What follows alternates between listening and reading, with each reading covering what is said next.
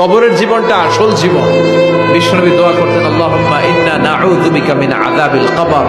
আল্লাহ, আমি আপনার কাছে কবরের আযাব থেকে পানাহ চাই, কবরের আযাব থেকে বাঁচতে চাই। এই কবরের মধ্যে অনেক ফিতনা হবে, অনেক সুয়াল হবে। কবরে প্রশ্ন আছে না নাই? কথা বলেন। প্রথম প্রশ্ন জিজ্ঞেস করা হবে, মার রব্বুক, তোমার রব কে? বলেন, আমাদের রব কে? ওমা দীনুক, তোমার ধর্ম কি?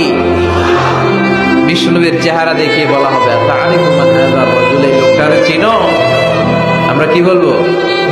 আমরা চিনি, উনি আমাদের প্রিয় রাসূল মুহাম্মদুর রাসূলুল্লাহ সাল্লাল্লাহু আলাইহি ওয়াসাল্লাম। এরপরে জিজ্ঞেস করা হবে, এগুলো কোত্থেকে শিখলা? আমরা বলবো কোরআন থেকে।